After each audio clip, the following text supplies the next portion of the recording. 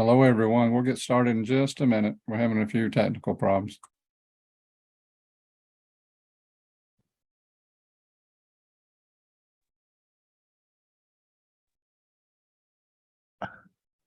Good afternoon, Gary.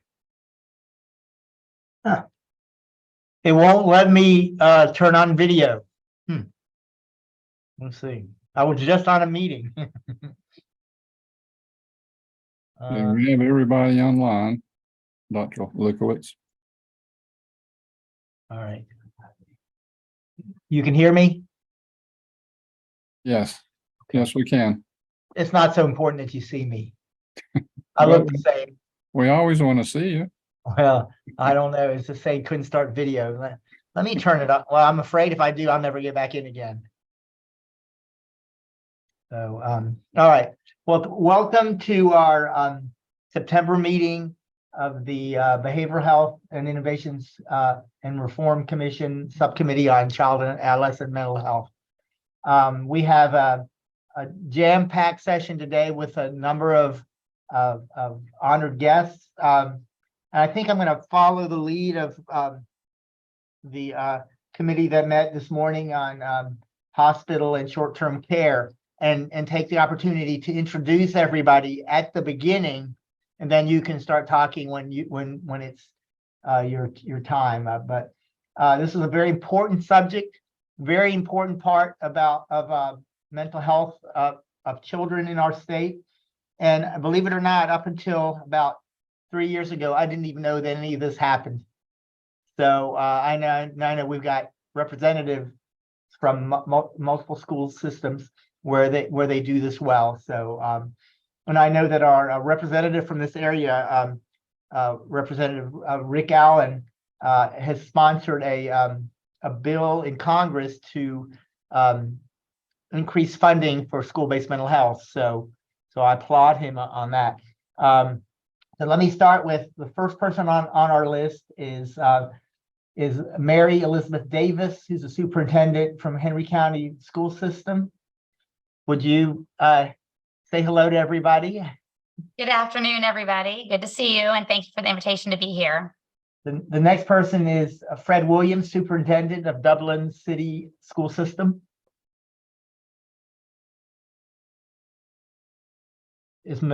I can see, I don't know, you're muted. You're still muted.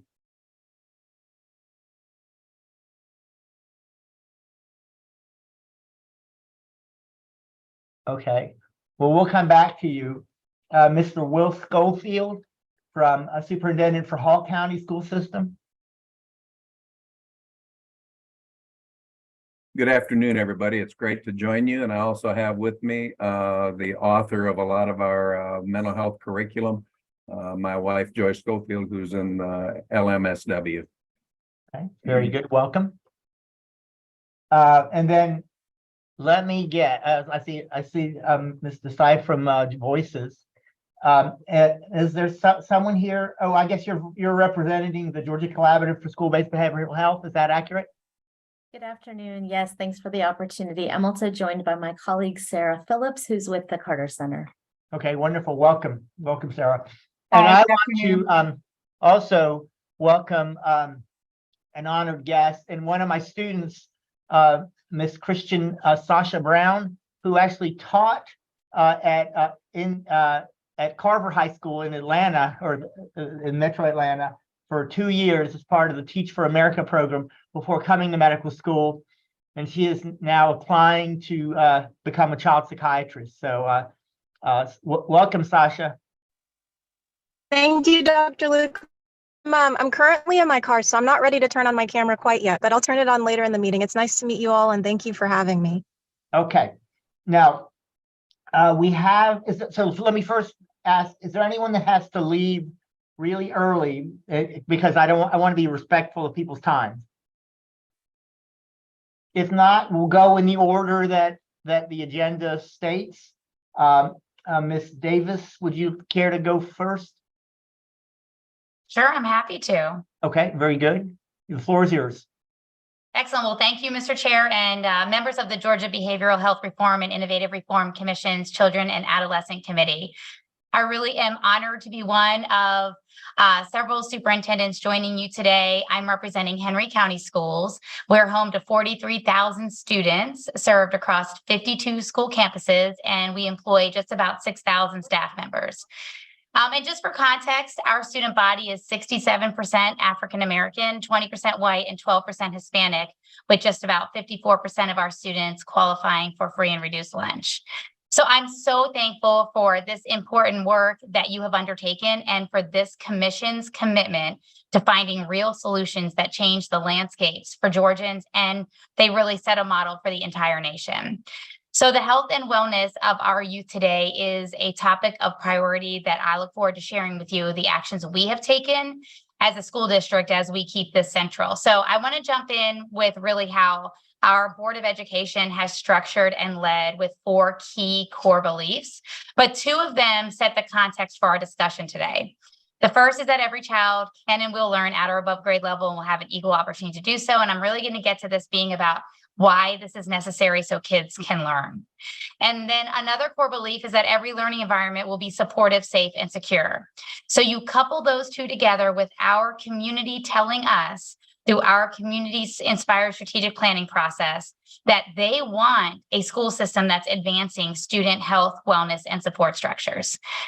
So this role that schools have played as this key source of health and wellness services for young people and their families has increased over time in communities across the state and nation, like generations of time.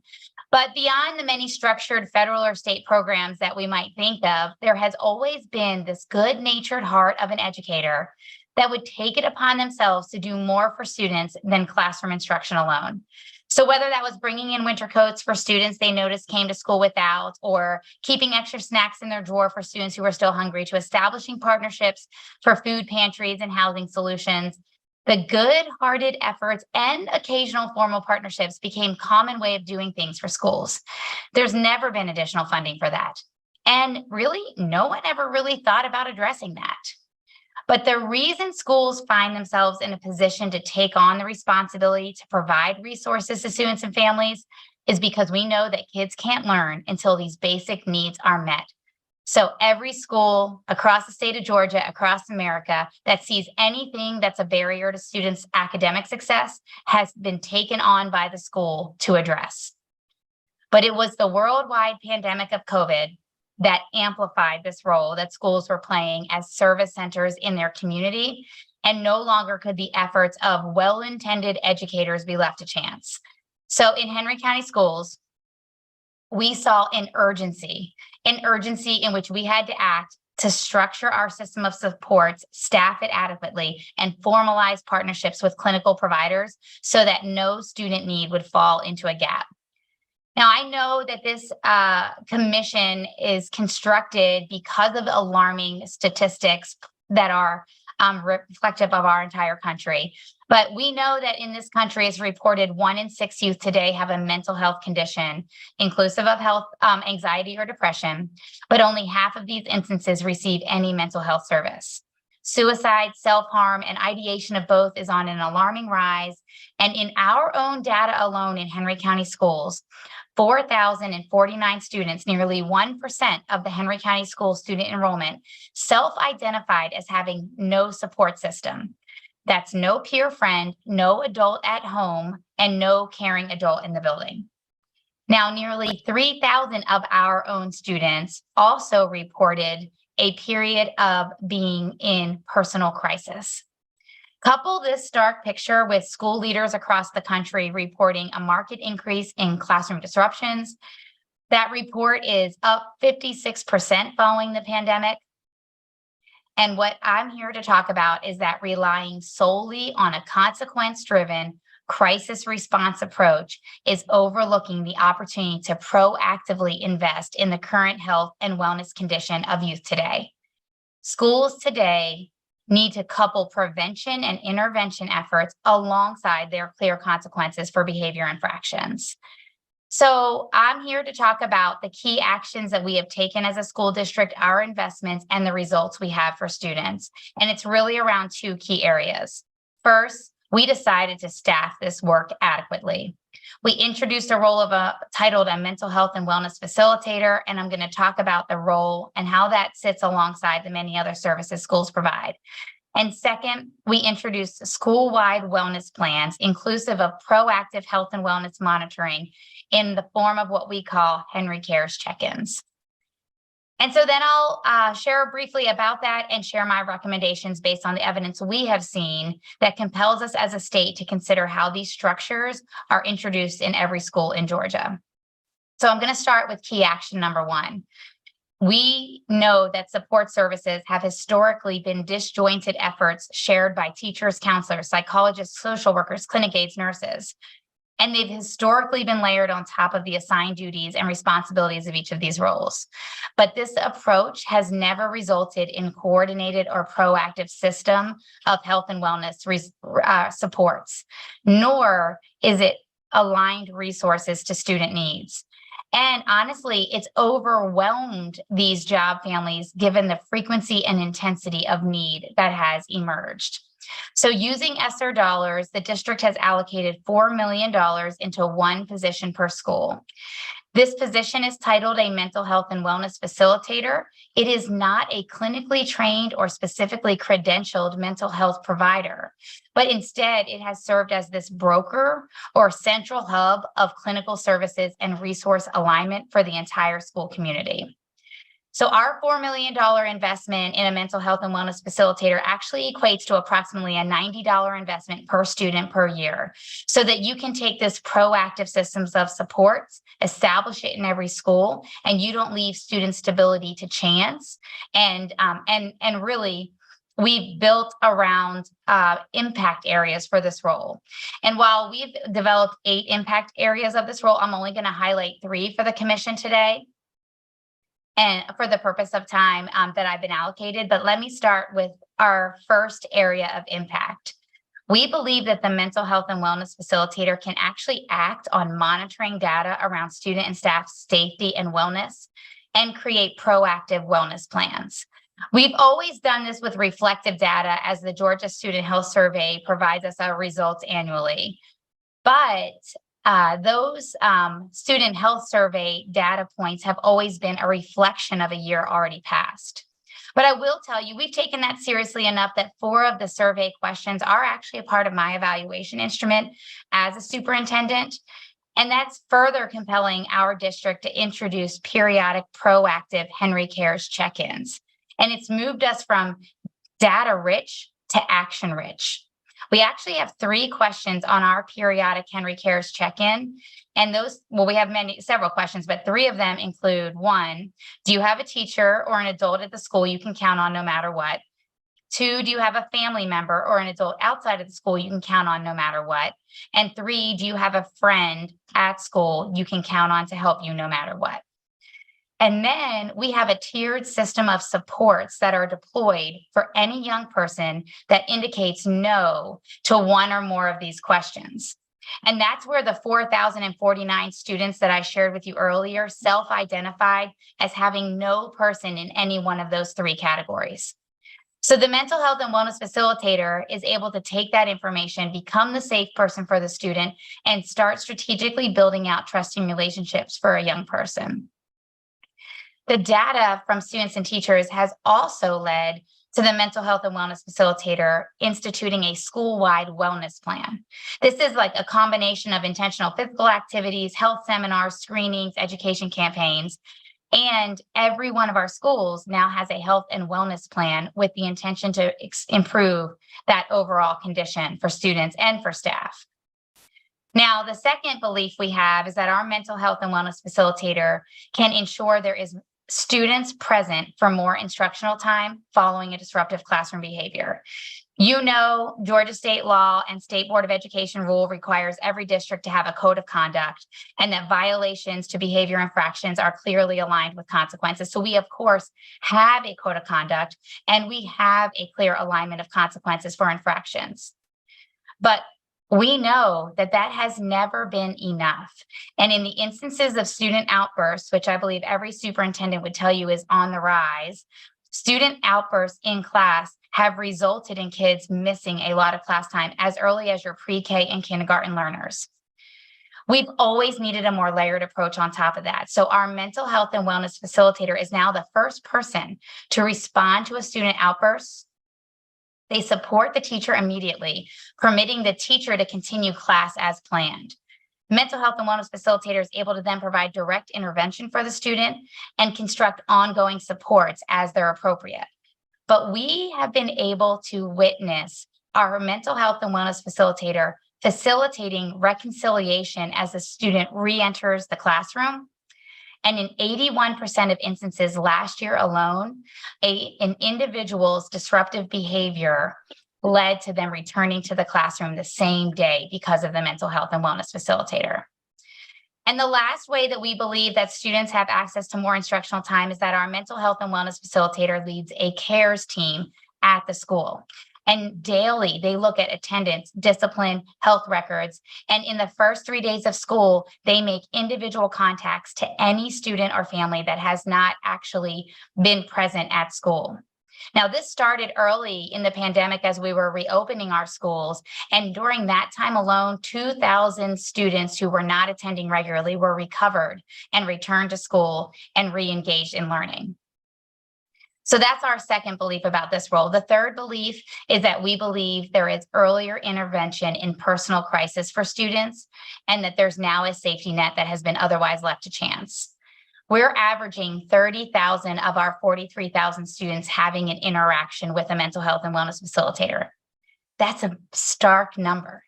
Now, many of those supports are quickly effective and resolved and provided by that mental health and wellness facilitator themselves. But many times there does need to be that coordination or direct referral to more systematic services, whether that's a counselor in the school, whether that's a psychologist for evaluation or intervention, or a social worker for larger family needs. But some of the supports are specific to mental health therapy itself. We have had 282 unique times over the past year that our mental health and wellness facilitator was able to connect a student by referral to a mental health provider. We have an MOU in place with Family Ties, and students are referred for clinical care and have access to 10 to 12 sessions with that provider. If the family is uninsured, we have utilized our Title IV funds to cover the costs for that service. And last year, 47 of our referrals were students who were uninsured, resulting in $18,000 of Title IV funding being expended for that service. But with the national statistics of suicide and ideation and our own Georgia Health Survey data indicating that 11% of students contemplated self-harm, we really believe we cannot rely on crisis response and consequence-driven approach alone. There must be this coupling of proactive health and wellness activities and a trusted and reliable alignment of resources for youth.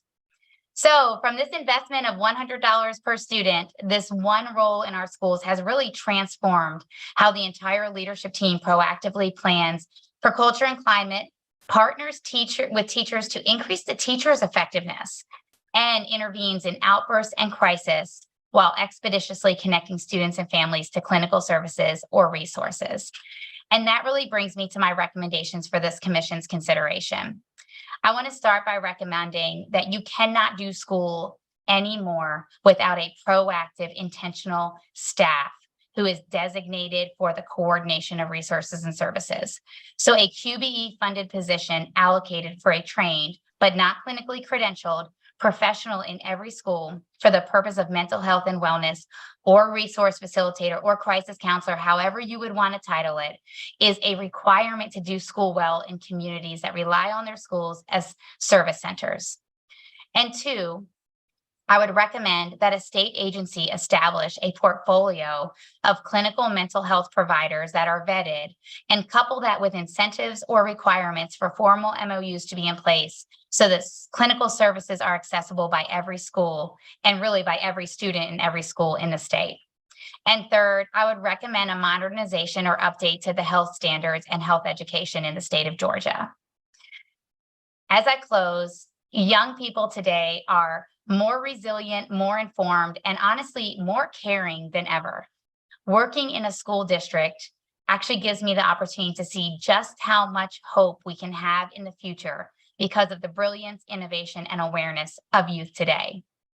But young people today are also undeniably exposed to more mature content at earlier and earlier ages, negative self-image messages around the clock, and have access to riskier behaviors than generations past. In order for kids to learn more on our watch and to be prepared for their future, every community across America must prioritize the health and wellness of our youth. And if that responsibility is going to fall on schools, schools must be funded and staffed to do so in a way that is structured, reliable, and effective. Thank you to this commission that is focused on this important reform work. And Mr. Chair, that concludes what I prepared, but I look forward to the discussion of the commission. Ms. Davis, would you like to answer questions now, or would you be available to stick around to answer questions at the end? I'm happy to do whatever your preference is. Okay, well, let's have the questions at the end, if you don't mind. Sure. Okay, Mr. Williams, would you be kind enough to take the floor? Yes, sir. And welcome. Welcome. Good day to everyone, and thank you for our technology challenges. Want to make sure that everyone can see the slides that we have there. We can see them. Okay.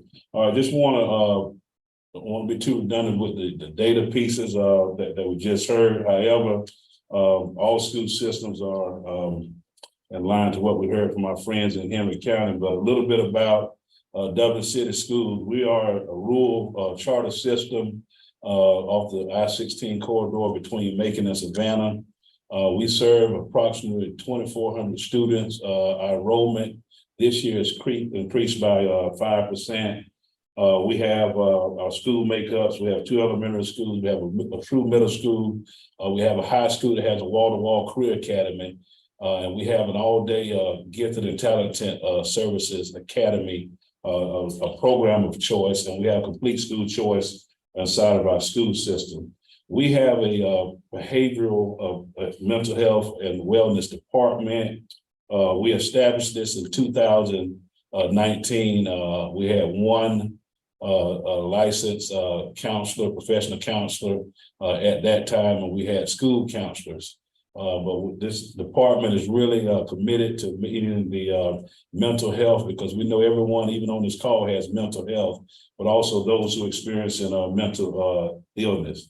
As we consider the whole notion of why mental health in the Dublin City school system, the pandemic exposed us tremendously in terms of the behaviors and the other needs that we saw from students, families, and also from staff members. And we know that kids need to mask low before they bloom, and we were experiencing the hardships from basic needs not being met, and how that played into the mental health of our young people and our family. And they were more glaring in the headlights of an oncoming car, what we were seeing on how that impacted learning, particularly due to everything that the pandemic caused from learning loss.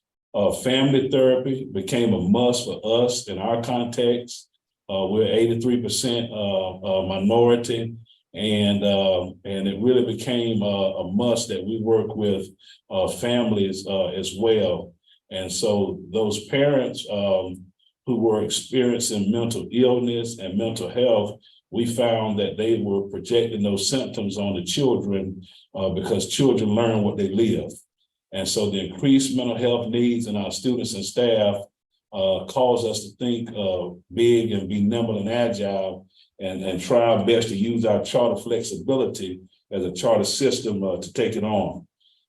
We were focused on capacity building during the pandemic, and our mental health counselors, we started out with 1, and we grew that by 300%. Also, the number of nurses that we have in our system, we only had 2 prior to the pandemic, and that grew by 150%. As we look at capacity to serve students in rural Georgia, we had to be researchers and really seek out funding opportunities. On the screen, you can see the funding opportunities that we were able to capture. And this is a form of a recommendation that'll be coming later about opportunities for school systems to really reach out and really reach out and secure grants and other funding opportunities to a situation that does not seem to be going away in terms of all the things that mental health is bringing upon schools, because everything that you see in society shows up at the school. Our tiers of support that we have to serve in our context, small school district, this is what our service looks like. We have counselors at every school, regular school counselors. Our mental health capacity is not funded by the state. Again, the only reason we're able to do this with the needs that we see that are extremely severe needs that we have in our context is with the grant funding that you saw. So you can see how we're staffed at the various tiers with our licensed mental health counselor who's at the table with us today, kind of leading up our department here. And then those clinical mental health counselors that we're only able to secure through grant funding. And then our program coordinator at that point as well. You can see what our structure looks like. Best practices for us has been the Shamrock button, and you'll hear more about that. In this presentation, you'll see the links that are live. We, through our public relations, do videos, weekly videos and monthly videos that address different aspects, such as our Be Well series that helps kids and staff and community and parents with mindfulness. Our Kids Minute of Wellness that focuses on kids. We have nurses' notes where our nurses really share out information. And the biggest thing that has been a best practice for us is the Shamrock button. That has been the secret sauce. And what we're able to do is by having community, students, parents, anyone can hit that Shamrock button. It could be that aunt that know that something is going on with that child and that family, and they don't want to break the confidence of that family. But 24 hours a day, they're able to hit our Shamrock button and really be able to have a great responsive time to meeting the needs associated with the reason that they click the Shamrock button. Another thing is the light speed technology that we have.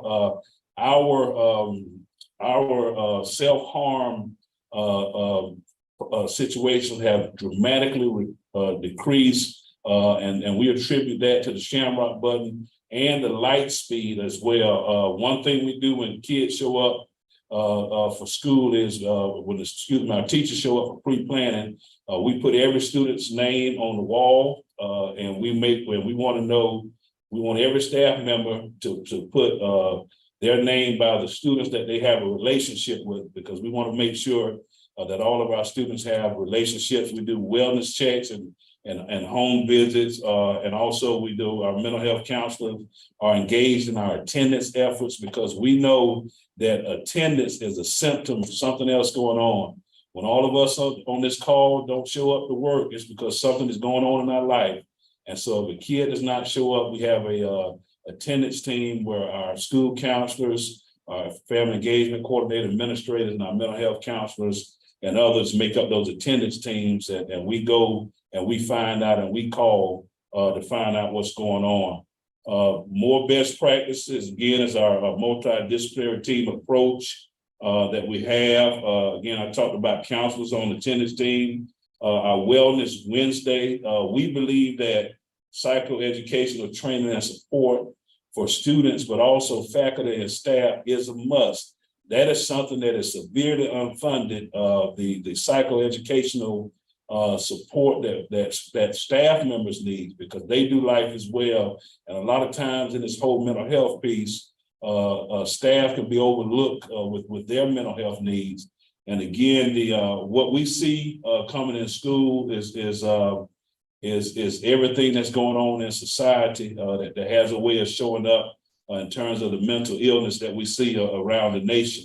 We do have this video that probably, I don't know if it'll play, but it's a Shamrock button. What happens when you hit the Shamrock? You open a door to a host of free resources designed to help you. From a dedicated, qualified team of professionally certified staff. and dozens of network partners aimed at helping you with specific needs. We are here to help you be well. The Department of Behavioral Health and Wellness, your wellness resource right here at home. And so that's just an example of one of the videos where we send out a lot to promote the Shamrock button. Now, in the first year, this is year 3 of the Shamrock button. And what's amazing is you can see in year 1, the number of clicks that we had.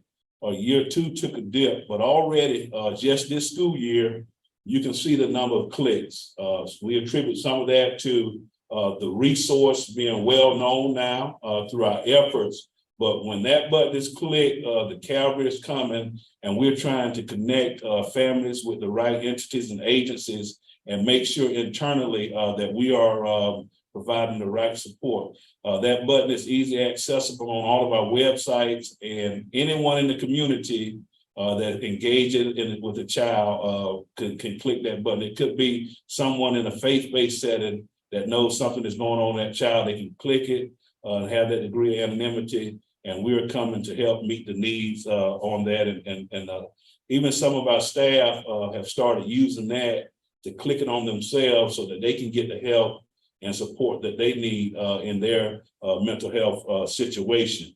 We have 3 success stories that we really want to share and prior to the recommendations that we have, and I'm going to allow Ms. Tanya Spalding to share about a gifted student, a middle school student, and a high school student, some of the success stories that we've had. Okay, hi, thank you for allowing me to share. First, our gifted student, it occurred during the COVID pandemic. She had a Chromebook, but she wasn't logging in. So that brought great concern. So we made a home visit. And when we made the home visit, we found out not only was the student gifted, but the mom had a lot of mental health challenges. She was battling financial issues, her mental health issues. And so we began to wrap services around this mom to make sure she was well. We allowed this student we collaborated with the school, and we allowed this student to work in a setting with the mental health counselors there for that support, and so that she could get her work done. We transitioned her back into her base school a year later, and now she has blossomed. She's blooming. She's a great artist. She's a straight A student and doing well. Our middle school student had a long list of behavioral referrals. He was constantly being suspended from school for fighting. And so we took his long list of behavioral referrals. We went to this student's house, met with he and his father. We went over each infraction, allowed him to tell us what happened with each infraction. And after he did that, we collaborated with the school. We educated the father on the needs that this student needs with a medical professional. We went with the father to the medical appointments. We were just hands-on with everything. This student was in the 4th grade, but he should have been in the 6th. We made sure that he was in the alternative school setting for credit recovery. Presently, he is an AB student, and he is in his correct grade. So we're very excited for him. And then we had a high school student. This family moved here from Idaho during the pandemic. There was physical and verbal aggression this student was exhibiting with his mom. Again, we made a home visit. We provided family therapy. This student had social problems. He had problems in crowds. So we worked with him in the home. We were able to transition him into the high school, allow him with the charter flexibility, allow him to complete some of his work in the library. And then we were able to transition him into the classroom setting. This student was failing every one of his classes, but he has graduated, and he was a straight A student when he graduated from Dublin City Schools. And I just want to say, when it's not about the money, it's about the money. Here at Dublin City Schools, we had to go out as a school system and look for these grants and other opportunities to provide what our students need. Around our state, there's great poverty. We're a high poverty district, and those students come with a lot of challenges, especially with the mental health concerns, but also children of poverty trying to adjust to middle-class norms when they show up to an entity like a school. And so we have a lot of challenges in those areas. And I think that and I know my heart of heart that there needs to be more funding opportunities to have a staff like we have. We had to go out and secure those grants and look for those things. And so you can get to the next slide, Jason, please. There needs to be some dedicated funding for this mental health phenomenon that we are facing across the states. And again, not only with just students, but staff as well, with everything that is going on in our nation. It shows up to the schoolhouse, and the discipline and the behavior. We have to have the tools in the toolbox to really be able to understand what's going on. Again, attendance is a huge part of that when you have kids not showing up, and the behaviors that kids are coming with to school, that's all they know. And then at school, we have to teach them the appropriate behaviors and really try to have those restorative practice in place so that kids are not just getting sent home from school and kicked out of school, and so that they can have that measure of success. The young lady that she talked about in Gifted, you know, her mother had just gotten out of jail. Yeah. No food in the house, no job. Mm-hmm. And so had not we got out of the schoolhouse and gone to that house and knocked on that door because this kid was not showing up, the mother had schizophrenia projecting on the kid is nonverbal. And so we had to work with that child so that they would even just start speaking before we can get that child back in a normal setting. We had to make sure that mom can get access to a job, that the lights can get cut on, and all of these things. And so schools are expected to be more, but we're expected to be more with less. And mental health is a serious thing, but also you have mental illness. Everybody deals with mental health, but mental illness, which some of our families experience, takes it to another level. And so we appreciate your time. I just want to say a huge thank you for allowing us to share our context in the Dublin City school system. Thank you, Mr. Davis. I appreciate it greatly. Mr. Williams, I'm sorry. Mr. Schofield, do you want to go next?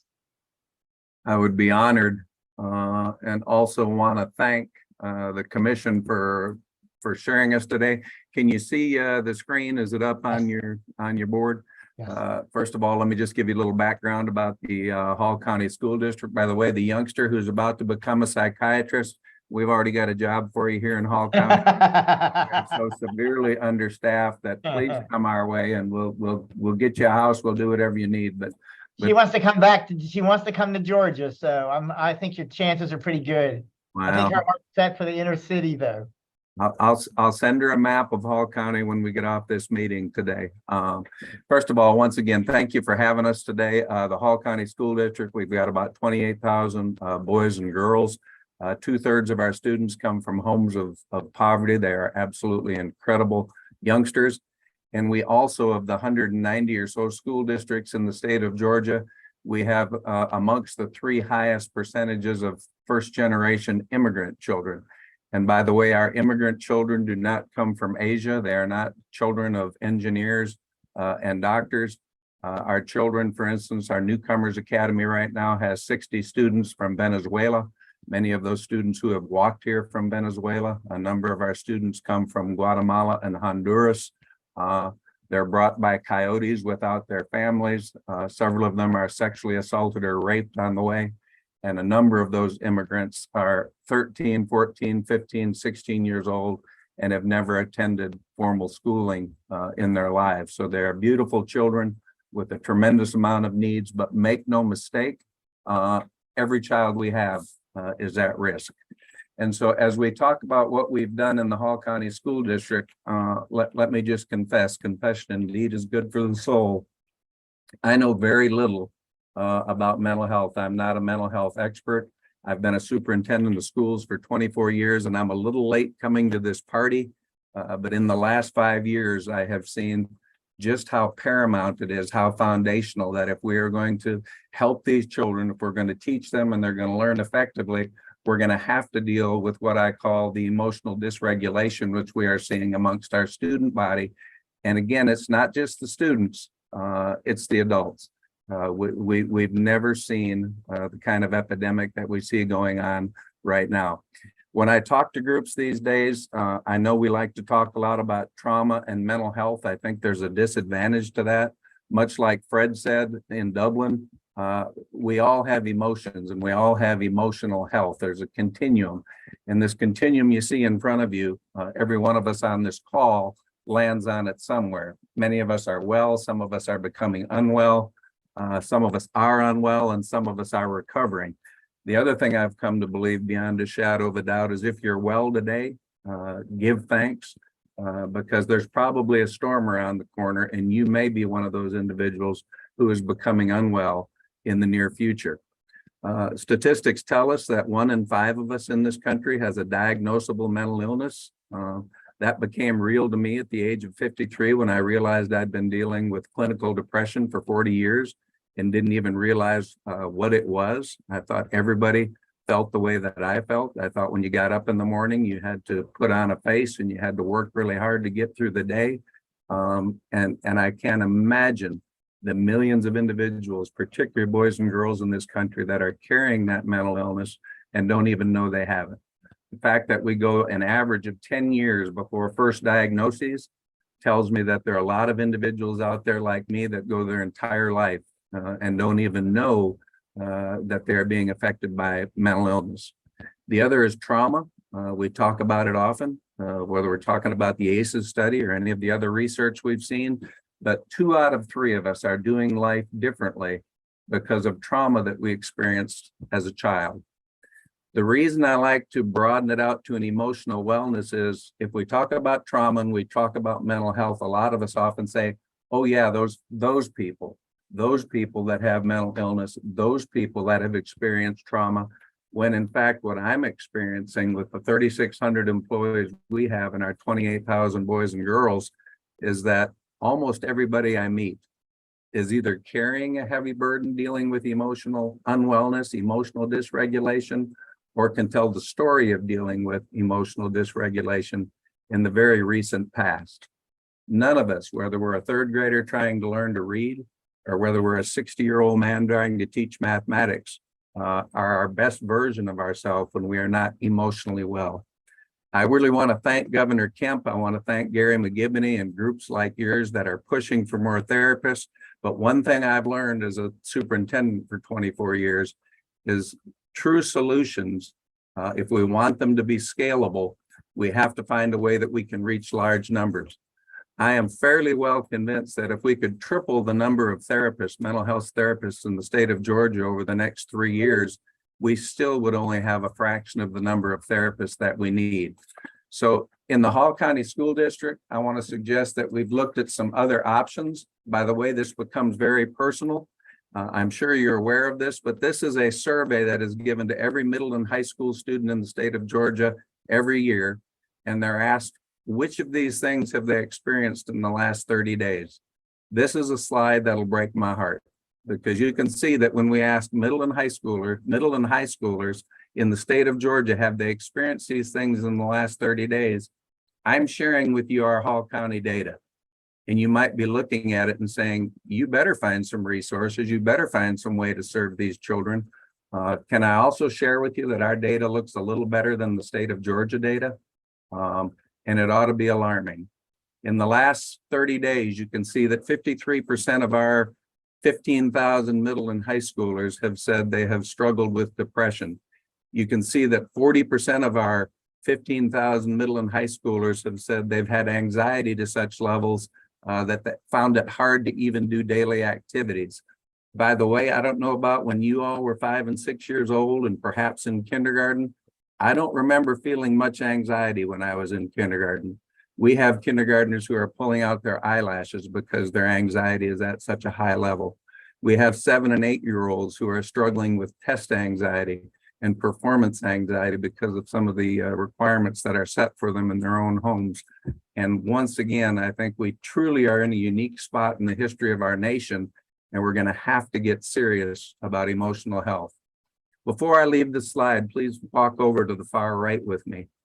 In the last 30 days, 9% of 15,000 students in our community, 9%, that's about 1,200, 1,300 students, have seriously contemplated committing suicide, ending their life in the last 30 days. That to me is alarming, and it ought to be alarming for the entire state of Georgia. Much like Fred described, we've got a 3-tier approach, like the response to intervention, but doing so in terms of emotional health. And there's a couple of the areas that I would like to highlight with you that we think are very unusual practices. First of all, as we look down here on the bottom right, you can see some fairly common tier 1 supports for all of our students, kindergarten through 12th grade. And by the way, these are fairly well available. You probably recognize a number of them. And we've got a fairly robust set of tier 1 supports for 100% of our students. If you would jump up with me to tier 3. Tier 3 is the way that we describe that in layman's terms, which are the only terms that I know, is when things are beyond our ability to deal with and we need to say help. This is where we need some trained therapists. We currently have 17 MOUs with outside providers. We've served nearly 300 students already this year at tier 3 in all 37 of our schools. And the other thing I would point out, which has been a game changer for us, is we have mental telehealth available in all 37 of our schools at tier 3, excuse me. Looking at some things that we believe are starting to really make a difference is we've got 3,600 adults that work with our boys and girls every day. And 4 years ago, we began to be very intentional about providing training with trauma, mental health, emotional wellness for all 3,600 of our employees. We're talking about bus drivers, we're talking about secretaries, we're talking about cafeteria workers, we're talking about teachers, we're talking about paraprofessionals. In the Hall County School District, all means all. And as you look at this bottom left corner, here's what we've done over the last 4 years. First of all, we have a self-developed curriculum for about a 3-hour training that every one of our employees has had. Every year our new employees get it, that has to do with trauma and mental health awareness. Once again, we have to tell them, we're not asking you to be therapists. We're asking you to be aware of the struggles that your colleagues, that your own family, that perhaps you yourself, and that a number of our boys and girls are facing on a daily basis. The second training we provide for all of our employees is what we call Trauma Mental Health Skills Training Part 1. And that has to do with best practices when it comes to healthy interactions. Our boys and girls are interacting with our adults every day. And one of the greatest tools we have, and it's been mentioned by my 2 colleagues, is we have the opportunity to be that trusted adult in every student in our school district. And that is going to require us to use best practices to act like the adults when it comes to healthy interactions. We also have a lot of resilience activities, and again, we'll talk about those in a little while. We follow that up with a skills 2. And again, this is a 2.5-hour training for all employees, has to do with Jeffrey Colvin's model of escalating behavior. And it talks about not only what we are experiencing when we see somebody in the escalation cycle, but also what our best response is depending on where they are in that escalation cycle. One of the saddest experiences I've had over and over again, unfortunately, in over 30 years in the public schools, is sitting with a family when a youngster is either being expelled or being adjudicated or both. And I know very well that at least one of the adults involved that worked with our district was not pouring cool water on that situation, but was actually either fanning the flame or throwing gasoline and escalating that situation. So for us, everybody in our district gets best practices de-escalation training. And finally, one of the challenges is, how do you keep this fresh with people? We're rolling out this year what we're calling our professional learning series, and that's taking all of the information that is in these first 3 trainings, putting it into a simple scenario that actually one of our high school theater groups acts out. It takes about 2 minutes, and these situations are designed to be gone over at a faculty meeting. They take 20 or 30 minutes. They are just refreshers. They're reminders of what best practice is in terms of interacting with our students and interacting with each other as adults. So that's what we're doing for all of our team members. We're providing training for all 3,600. We are providing tier 1 for all of our students. And what we thought we would do at tier 2, and when we talk about tier 2, we're talking about perhaps up to 10% of our students. We thought we'd just look around the country. As a matter of fact, we thought we'd look around the globe, pick out those tier 2 activities that are working and just steal something and incorporate it in the Hall County School District. Unfortunately, we did not find anything that we felt was both reliable and that I believed was scalable.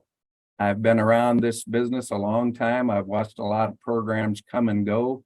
And unfortunately, a lot of those programs, they require Superman or Superwoman to run them. And if you have Superman or Superwoman, they can do some incredible things. We were looking for something that was scalable, and we were not able to find that.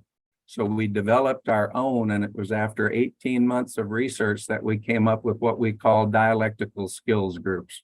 They're foundationally, they come out of the work of cognitive behavior therapy and dialectical behavior therapy. However, let me remind you what they are not. They are not therapy.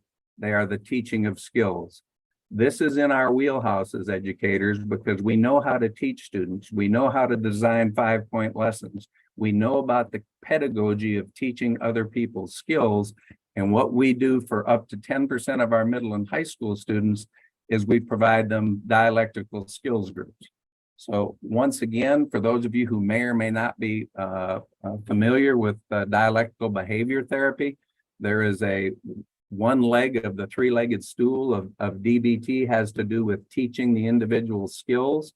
And those skills fall in these 4 groups. They're skills of mindfulness, distress tolerance, emotional regulation, and interpersonal effectiveness.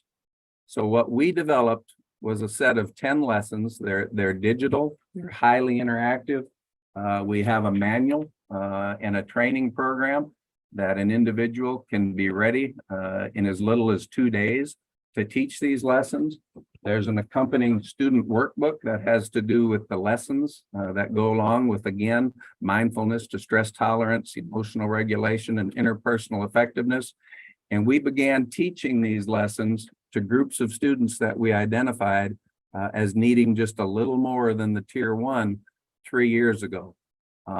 It has been relatively overwhelming in terms of the results that we've seen. So much so that we had so much district interest from outside organizations. And when I say outside organizations, I don't mean just school districts. I mean school districts, boys and girls clubs, homeless shelters, faith-based organizations, that this summer we actually started training outside individuals in running dialectical skills groups. Once again, I told you, we designed these to be a tier 2 intervention. Here's the beauty of it. When we have a dialectical skills group in the schools, we work with anywhere from 5 to 9 students at a time.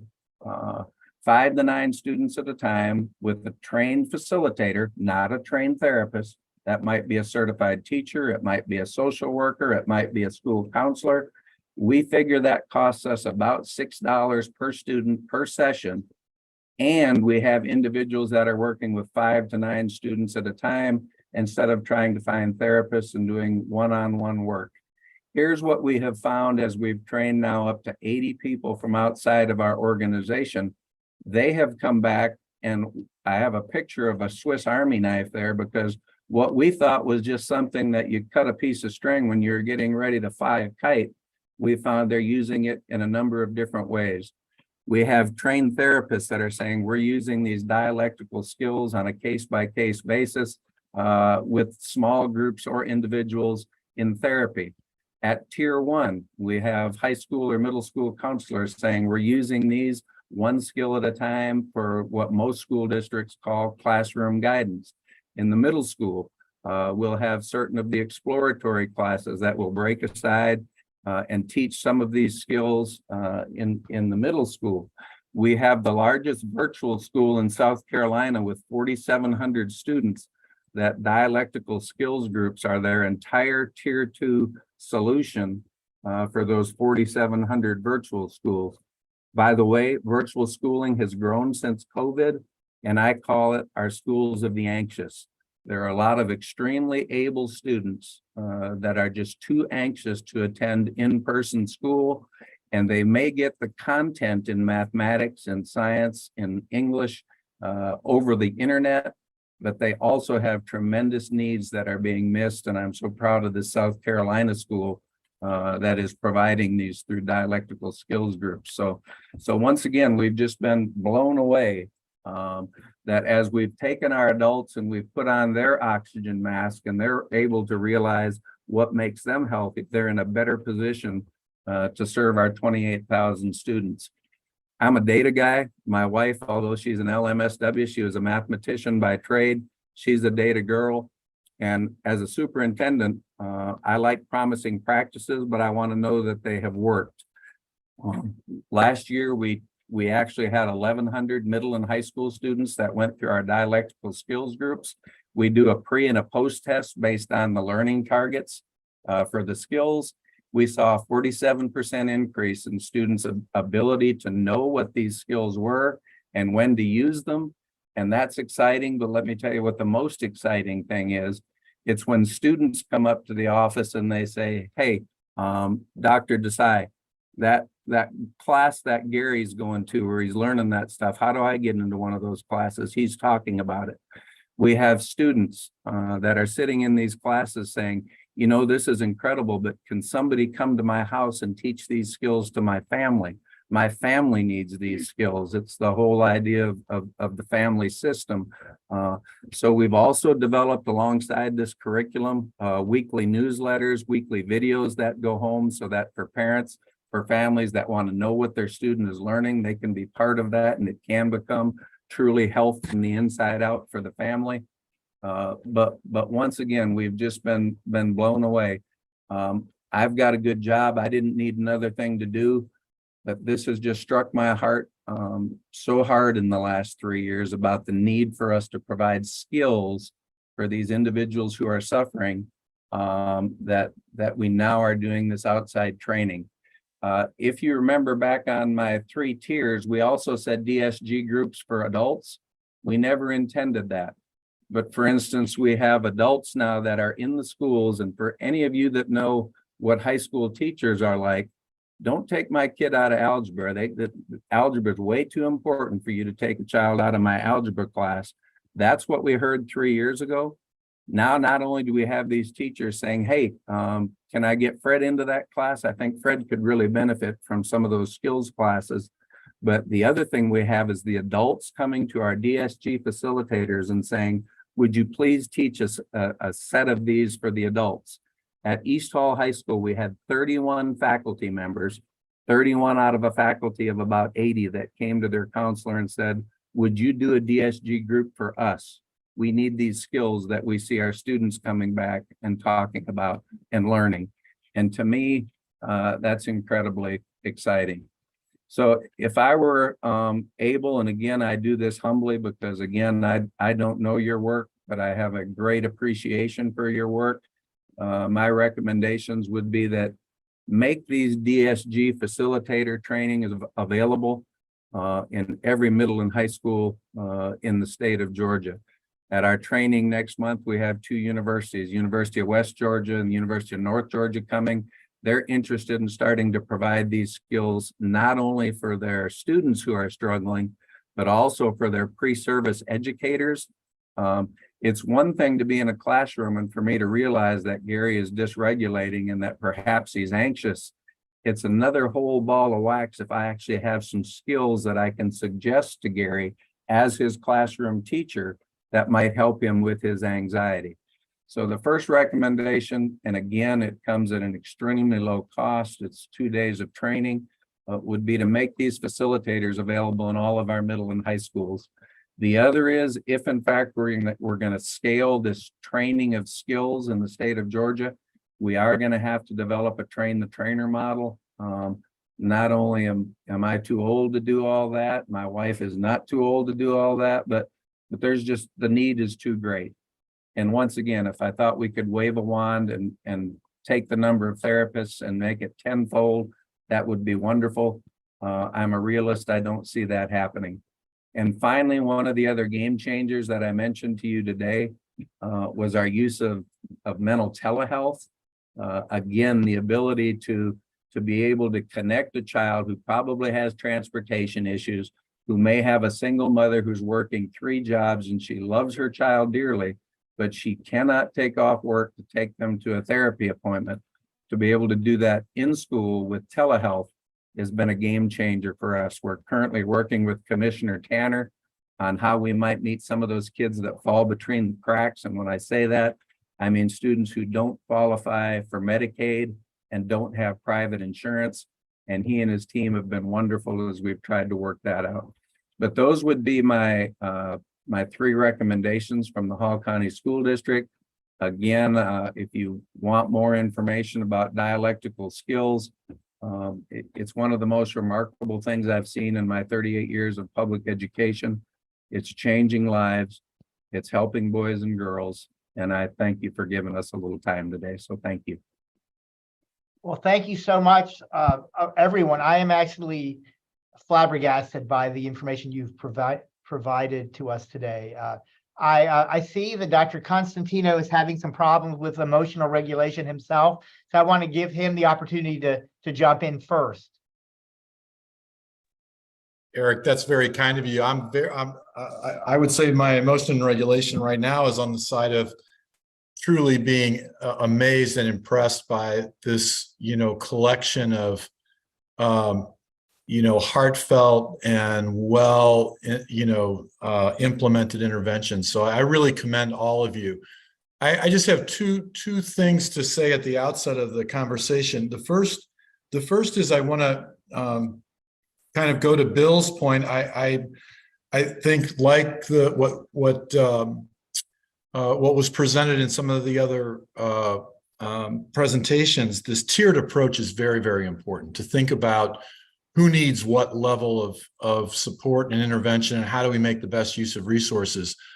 But William, I wanted to ask you, can you use the annual Georgia survey data of high school students to tell whether the kids that go through the dialectical skills groups are dropping in their depression scores or their suicidality scores from one year to the next? Maybe you haven't been in the game that long, but I think that would really be a very telling statistic that would be much more powerful than, personal accounts or test taking kind of on the skills themselves.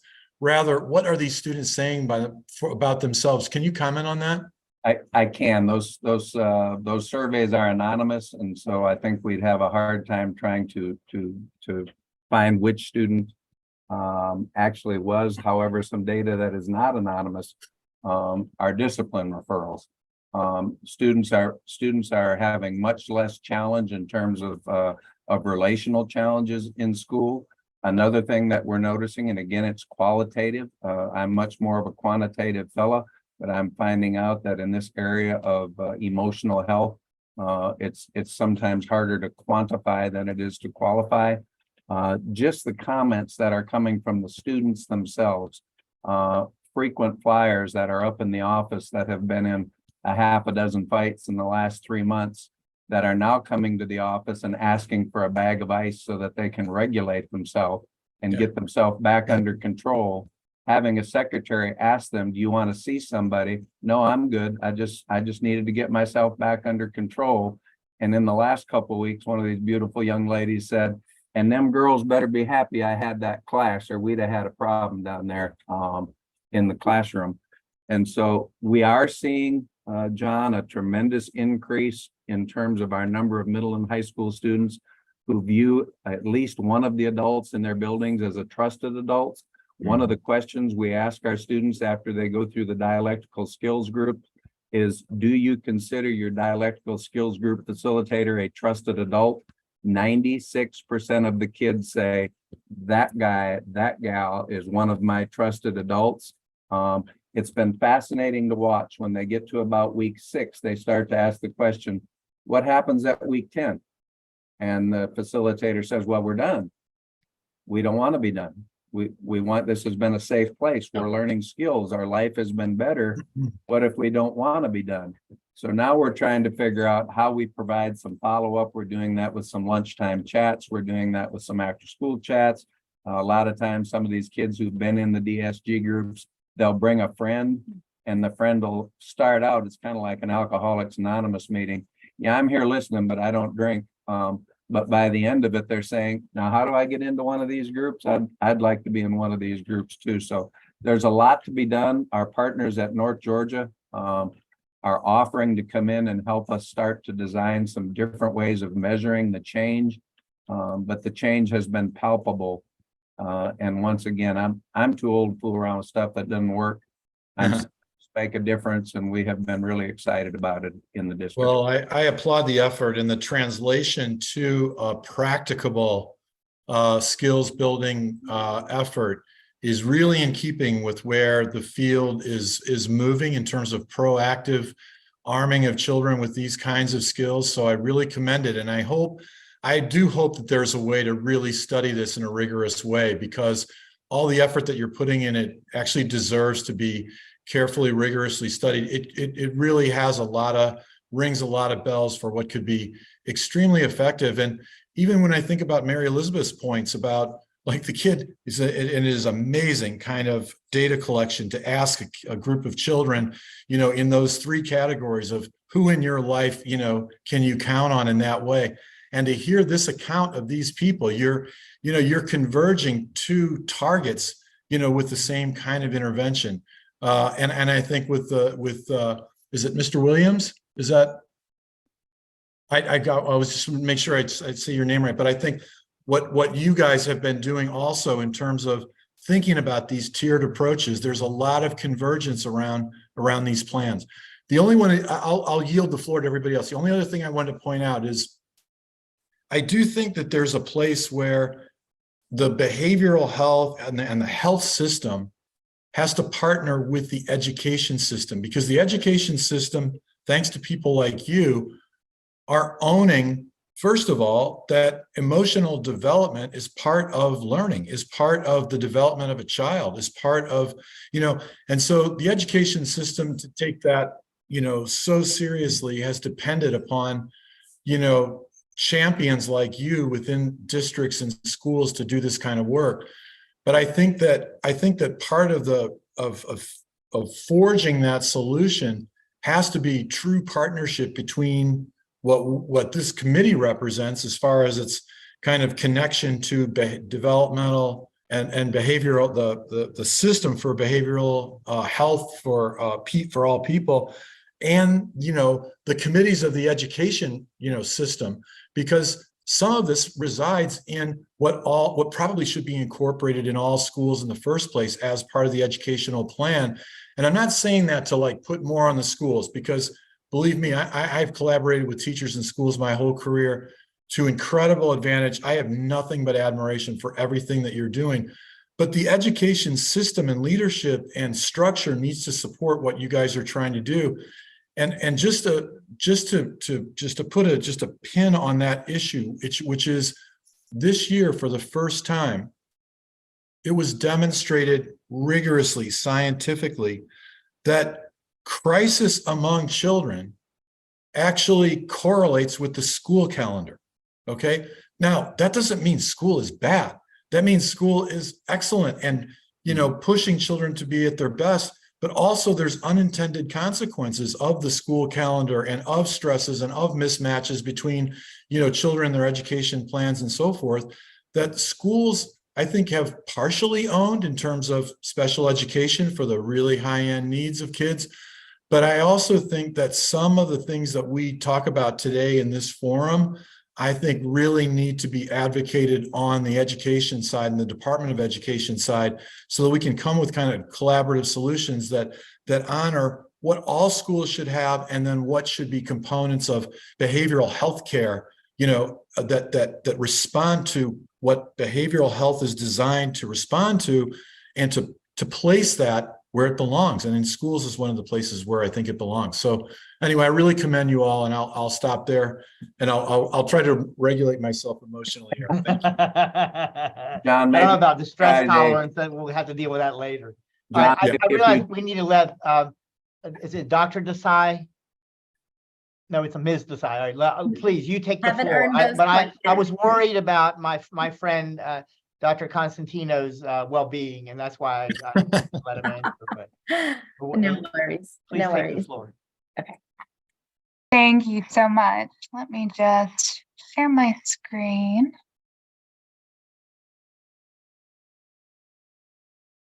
All right. Good afternoon, everyone. Thank you so much for having us here today. It's really an honor to be in such an esteemed room and getting to hear from everyone, all of the experts in this area. So it's really a delight. My name is Sarah Phillips. I'm the Public Policy Associate with the Carter Center Mental Health Program. And oh, go ahead, Dimple. Hi again, Dimple Desai with Voices for Georgia's Children. Thanks. So we're here today representing the Georgia School-Based Behavioral Health Collaborative. We are made up of the Carter Center, Voices for Georgia's Children, Georgia Appleseed Center for Law and Justice, and Resilient Georgia. Our vision is that school-based behavioral health will be as common in Georgia's schools as the provision of school lunch, and that Georgia will be the preeminent state in school-based behavioral health. So I'd like to start out by telling you a little bit more about each of our organizations and the role that we play. So recognizing that each of our organizations brings a really unique, different expertise to the table, we join together to really just accelerate the impact of school-based behavioral health in Georgia and serve as a resource to leaders around the state. So we each serve as issue experts, conveners, and advocates for the priorities of youth mental health. So coming together in this way was a strategic way for us to facilitate the expansion of school-based behavioral health and ultimately bridge the gap to necessary care for many students across the state of Georgia. So the Carter Center Mental Health Program, we were founded in 1991 by former First Lady Rosalind Carter, and one of her most prolific legacy issues was youth mental health. So as we all know, Georgia has piloted a number of really promising school-based behavioral health models, including the APEX program and school-based health centers. So the Carter Center is working to build upon the work of these initiatives by convening key leaders and stakeholders to coordinate activities and ultimately affect systems change. Then we have Georgia Appleseed Center for Law and Justice. They work to advance justice for underrepresented children across the state through various initiatives, one of those being behavioral health. They develop legal and advocacy guides that serve as really valuable resources for providing frameworks for school-based behavioral health implementation and expansion. Voices for Georgia's Children advocates to advance policies and laws that improve the lives of children across Georgia. And they also are leaders in spreading awareness of issues surrounding youth mental health to a variety of audiences through initiatives such as the Free Your Feels campaign, which is a youth mental health awareness campaign and implementation guide. And finally, our most recent addition to the collaborative is Resilient Georgia. They are a trauma-informed coalition of organizations working to bring high-quality, integrated behavioral health services and supports to children and young adults across Georgia. So they bring to the collaborative their community collaboration and teaming expertise. So we've all worked independently and together to research, develop, and disseminate tools for those who would like to learn more about the benefits of school-based behavioral health in Georgia and later implement these programs. So many of these you'll find at our website, schoolbasedbehavioralhealth.org. Our organizations have developed different guides, a few of them being establishing a school-based behavioral health program, certified peer specialists in schools, creating a successful CPS partnership, supporting mental health in Georgia schools, case studies, and school-based mental health programs, how they work and succeed, among many others. So these are guides for program implementers, state agency representatives, funders, and legislators. So definitely recommend perusing those. We've also been working to develop a Georgia school-based behavioral health landscape map, which you can see a glimpse of on the right here. This map will depict the presence of school-based behavioral health programming in which counties have the APEX program or a school-based health center, as well as the presence of prevention programming. There's also a data layer for global school-based student health survey data. That's a survey that is developed by the World Health Organization and is conducted primarily among students aged 13 through 17. And then we have a data layer for county demographics. So this is a tool that will help decision makers in this space see not only the overlap of school-based behavioral health initiatives, but also where our state is experiencing deserts for these services.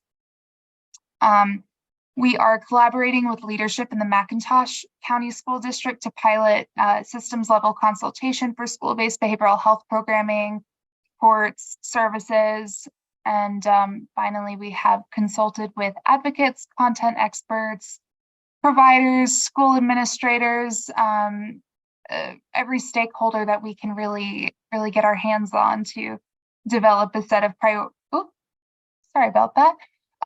but to develop a set of policy recommendations, which you will hear more about shortly.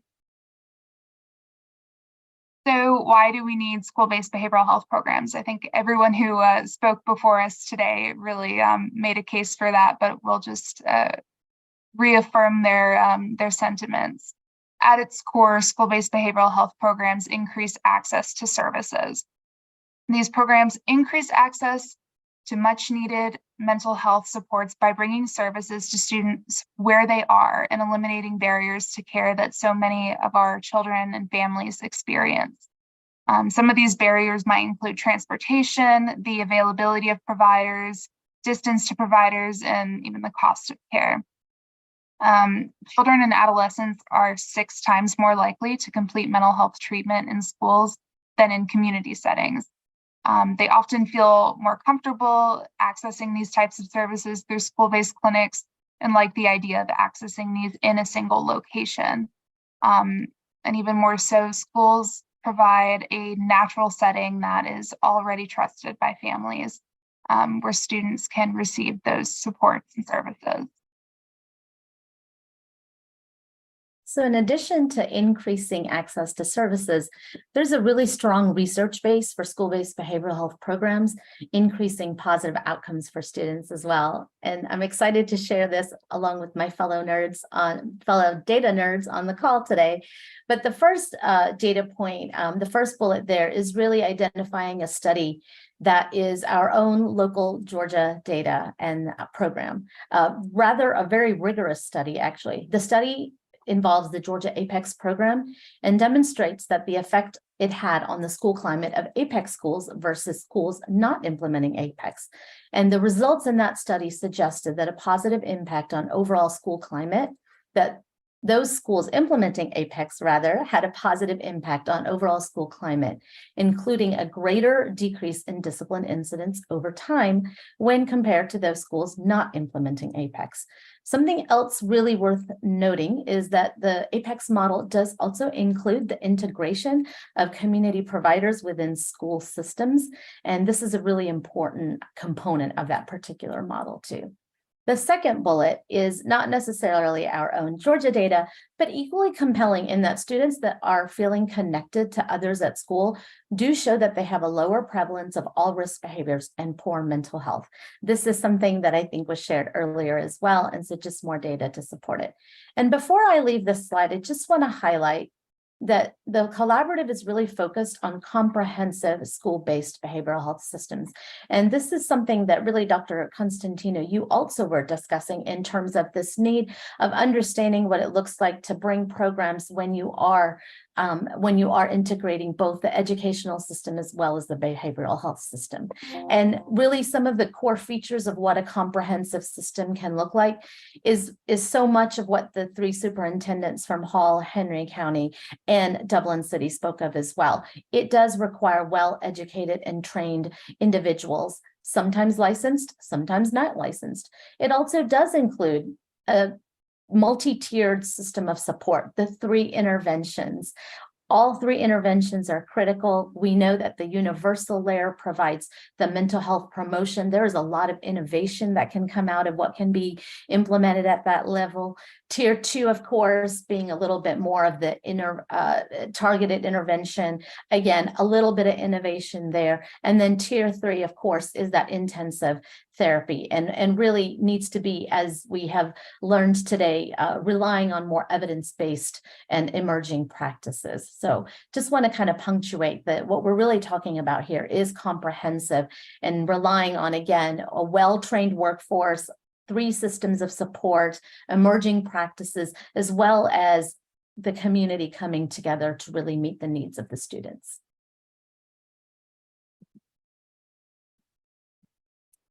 So with this understanding of what comprehensive systems really mean, as well as informed by the research base and just the extensive subject matter expertise and stakeholder engagement that we have been putting some time into, I'm really pleased to share with you that the following 6 priority policy recommendations are what the collaborative sees as really important for this year. And so the first being for the General Assembly to continue to fund and expand APEX, including programmatic support. Now, the Georgia APEX program is the largest and most expansive school-based behavioral health program funded by the Georgia Department of Behavioral Health and Developmental Disabilities. It is currently being implemented in over 800 schools, and the data is still out, but we do expect that number to increase in terms of the presence. And it's also supported by 34 behavioral health providers. Funding of the APEX program can continue to support evaluation and technical assistance efforts. We discussed earlier on the call how important that data is, and that data really helps us to understand the continued reach and penetration across the state, as well as identify for us what are the best practices of the program. The technical assistance also gives us that really important contextual information regarding the program. The second policy priority is, again, for the General Assembly, and it is really to fund and increase the DBHCD and behavioral health, provider rates. We know and we have heard from the providers that a rate increase study has been conducted, but we need to continue to elevate the increase for greater rates. We want to make sure that what we are hearing as a barrier in a school-based setting is that provider rates are low, and that when CSBs and non-CSBs are up against behavioral health employment opportunities that provide more flexibility in work schedules, we need to understand and make sure that the rates are able to serve as an incentive for the workforce. There are multiple pathways, but behavioral health providers really need adequate wages to continue to do this work. The third policy priority is for DCH. We support them in submitting a SPA to allow claims and policy changes to ensure that all provider types can be reimbursed for services delivered in school settings. We want to expand the coverage to include a full range of providers in Georgia. Currently, only LCSW professionals can bill, but really we want to increase that provider. Provider base to include others such as school psychologists, state certified school counselors, and of course, as well as LMFTs. The fourth policy priority is for General Assembly or philanthropy, and that is to fund a comprehensive study of peer support opportunities in school-based behavioral health programming. Again, this workforce is straddling both the behavioral health and the education system. So it is a little nuanced in the ways that we need to support them. We need to understand what are the training needs for them to be successful in these roles, given this balance of 2 systems, as well as what it means to support this individual as an employee and an individual in their own recovery. The fifth policy priority, again for the General Assembly, is to allocate funding in the budget to continue improving the ratios of school counselors, social workers, and psychologists. We are very encouraged and pleased by Governor Kemp's investment in increasing the number of counselors, but would like to add school social workers and school psychologists, as these individuals also are important student support staff professions in a school building. And finally, the sixth recommendation is for state agency and school district. As was discussed previously, leveraging telehealth to increase access to school-based behavioral health supports and services, particularly in our rural school districts, is really important. Increasing the number of school social workers, counselors, psychologists, increasing the work rate, the rates for this professional workforce is important, but even doing all that, we are still going to have some shortage areas. And so it is imperative that we leverage the telemental health and use those technologies to be able to increase the access to behavioral health services for our students in our rural communities. Thank you so much for our time today and for the opportunity to be with you all today. Thank you so much for this. That was wonderful. I want to, on behalf of one of our committee members who had to leave, I want to ask a couple questions, and let me pull up the chat real quick here so I can find it. All right, here we go.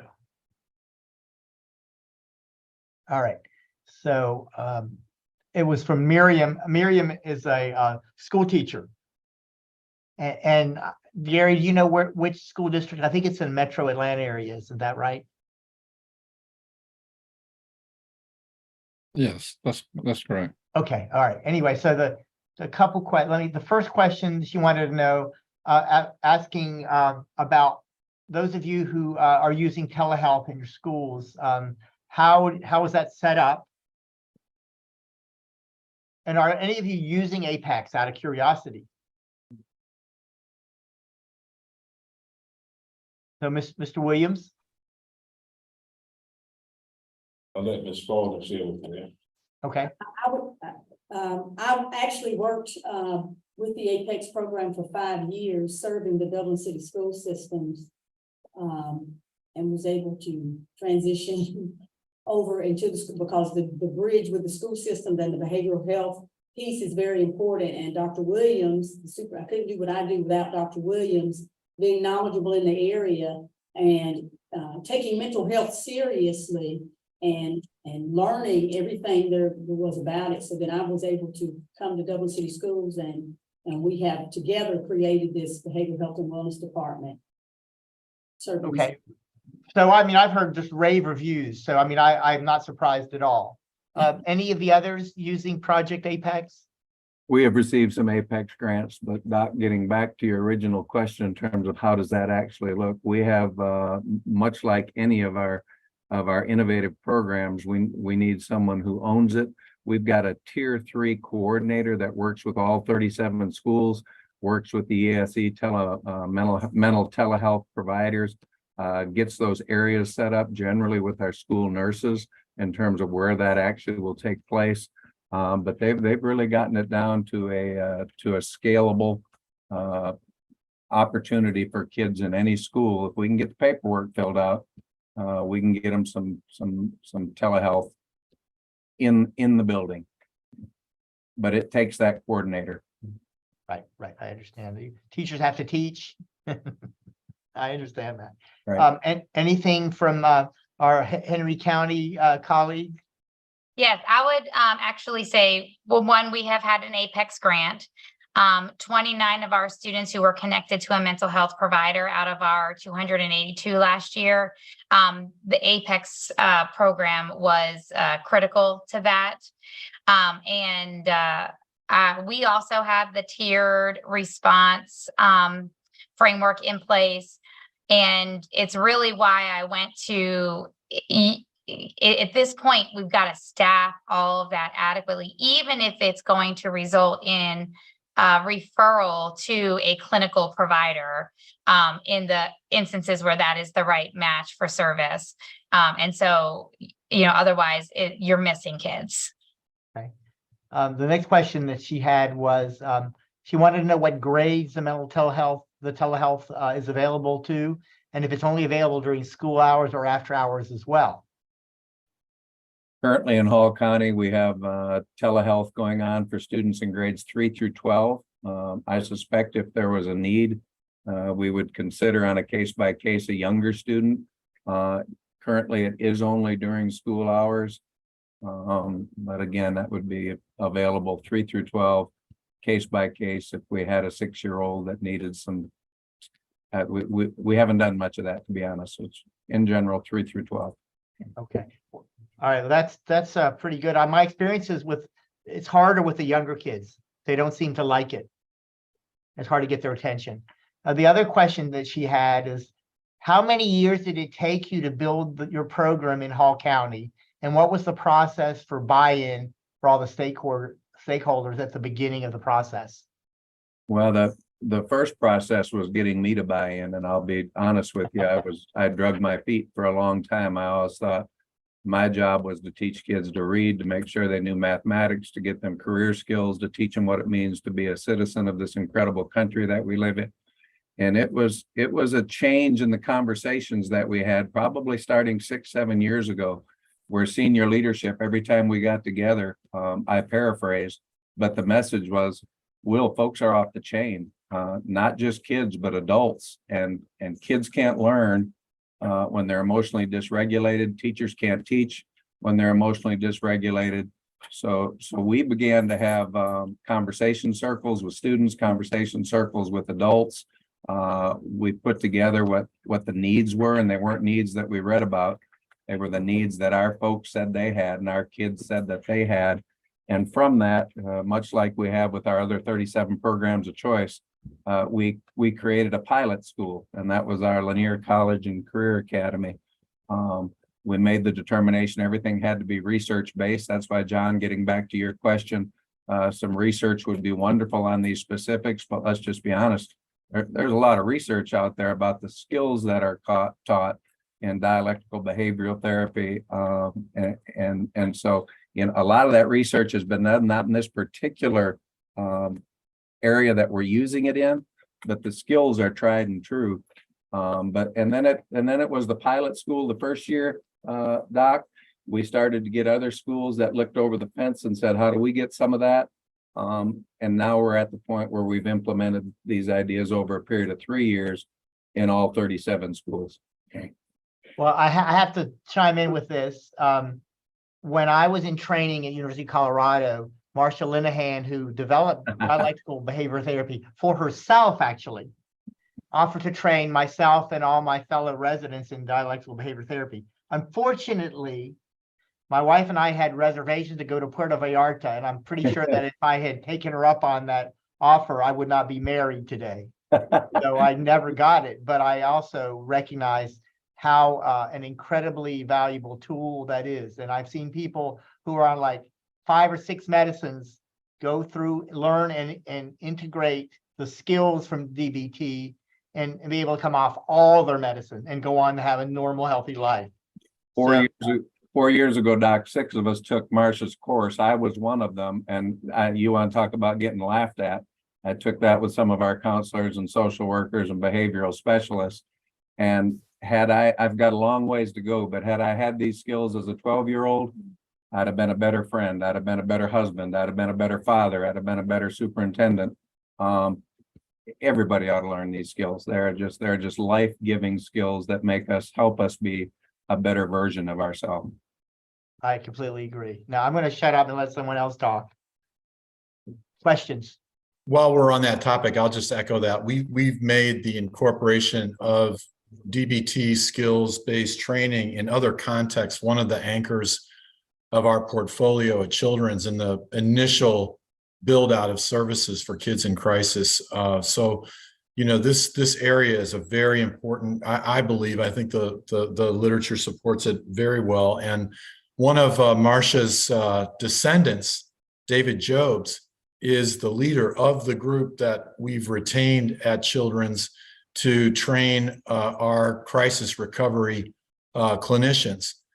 So I'm hoping that we can really be a backup for many of the things that you guys are talking about today, when kids really are in a crisis state, that Children's is going to be building the capacity to recover them, not just be in and out of crisis over and over again. So I really applaud the innovation of translating this particular kind of intervention into something that would be, potentially disseminated, for all children or all children at risk. So really aligned with what we see as a very important priority, not the only priority, but a very important one. John, that's impressive. And I just have to say that the kids that 5 years ago I would have thought are at risk, and some of the students that I might have thought weren't at risk, Abraham Lincoln would say I had a lot of it backwards.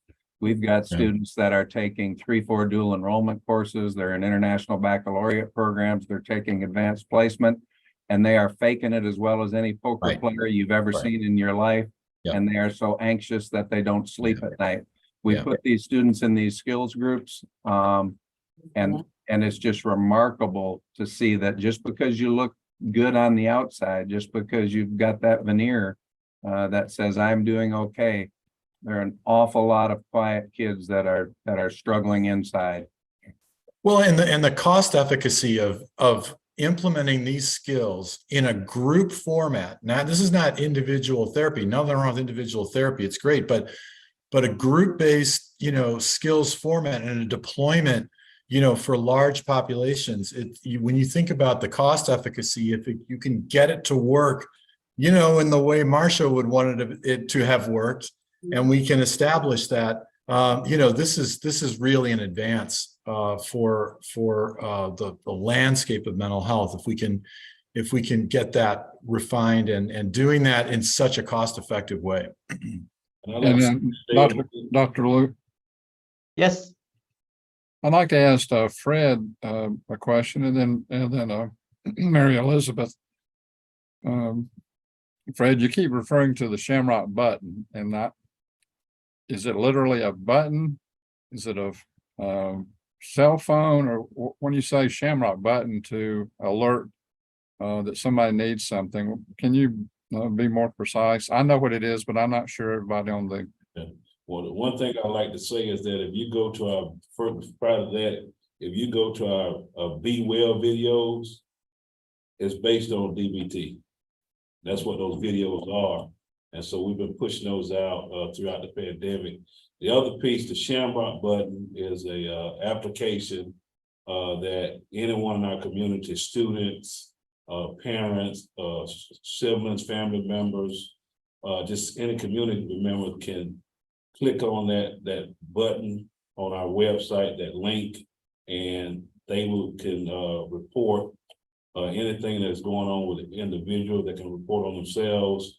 And what we do is our behavioral health counselors, our school counselors, social workers, they deal with that situation and get it to the appropriate tier, and also make sure that we get the appropriate entities with as swift a responsive time as possible. It's open to our entire community. We have staff members, again, as we talk about mental health, who click the button on themselves so that they can be well. And so, but it's for any students. We have students that clicked on it. And on the data I showed you, we saw how the first year we implemented it was about 600 and about a little north of 500. Now, just in this time frame since school started, it's over 2,000. And so that lets us know that the reality of mental health is real. It also shows that the awareness that we have brought as a system, and also that it's okay to talk about that you are dealing with mental health, because all of us have mental health, but what we're trying to really prevent is mental illness, and also be able to deal with that as well. And so that Shamrock button gives us a tremendous response time that anyone, we also have it through Remind, where they can go there and click, because we send that link out as well, so that people always have access to click on that Shamrock button. And then one question, thank you, Fred. And the question I had, Mary Elizabeth, is what was the tipping point for making that pretty significant investment into the mental health facilitators? I mean, I would say that there was just a historical awareness of the increasing role schools play as social service centers for a community. And that the health and wellness of youth was increasingly falling on the shoulders of schools. And I had prepared sort of this whole part. I wasn't sure if you were going to ask about. We've had counselors, and we've had social workers and school psychologists, and of course, we're not funded for nurses in the state of Georgia, but we use local dollars for clinic aides, and so like why is that not enough? And so first of all, I would start by saying that there's duties and responsibilities in each one of those job families that are often clinically certified and credentialed. And so there was just this very disjointed and sort of left to chance approach on the intensity and rate at which really trauma impacted experiences and really mental health illness was emerging and really falling on untrained, unprepared, ill-equipped professionals who had really just been out of the good-natured taking things on. And so one of our big bets with ESSER funding was to say, what if we were to staff this on purpose? And if we were to staff this on purpose, and what would we believe one person, what would they be responsible for, and what would their impact be? Which is how we constructed these 8 beliefs about if you had one person that was sort of the hub of all resource alignment, and you could tier the student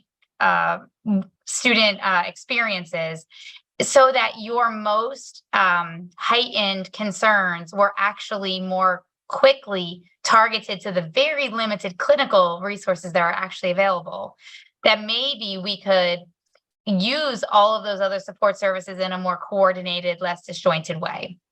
And I was throwing in the chat because I wasn't sure if I would come back to this, but I do believe that we need an evidence-based research study that demonstrates on key indicators what happens when you adequately staff and fund a strategy to be proactive on student health and wellness. So we partner with Johns Hopkins University to construct that study. And we've got academic indicators, we've got health-related indicators, we've got risk behavior indicators that I do think is necessary to advance this discussion on a more global front. Otherwise, you really, ultimately are leaving the health and wellness to chance. And the last thing I'll say is the community engagement. None of us probably really had a chance or were given that topic, but spending time with families and community members who will bring to your attention with different words and less technical words their concern for the health of young people, their own children, their neighbors, their grandkids, their nieces and nephews, and feeling like they actually don't know what to do either, is also why then the schools become such a central source of family insight and family support. And so I think we probably all could say everything we just said for kids, we're doing for families. And that is now all falling on schools. So that's a little bit about really why we took that step and said, ESSER, is this going to be one of our big bets with our ESSER dollars? Thank you, Will and Fred and Mary Elizabeth. Y'all did a great job today. I was just blown away. And I have found that serving on this committee, I came in thinking, and I think John probably heard me say this at one point, I didn't think anything good was going on in Georgia. And over the last 3 years, I have just been blown away with the quality of what's going on, the dedication, and the fact that what's being done is evidence-based, state-of-the-art. It's not happening everywhere, and that's the next stage. And I heard Will use the word scalable, because that's the thing. If we can scale it out to the entire state, then everyone will benefit, and that's something that we need to aim for going forward. Eric, can I ask one more question? Please do. And this I is, also have a question. Okay. and this was Dimple, with the school-based behavioral health collaborative, how do you see that work interfacing more directly with school districts? I know, Gary McGibbon? yes, it is. And I know you're working with Macintosh. Do you plan to develop a model with Macintosh that could be scalable to other systems?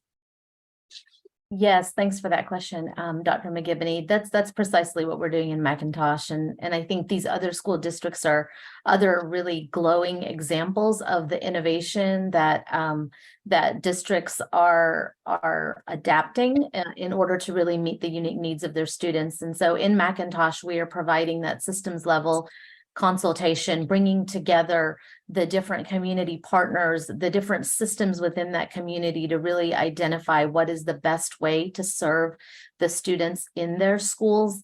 And we're really doing this through a strengths-based approach, understanding that every community has assets, understanding that every community has strengths, and to ensure that we are really leveraging those and then relying on the data to understand what are the needs and the challenges and the barriers. And so, you know, again, what we learn when we work with these schools and districts is the different ways in which they've been able to mobilize their local workforce to support.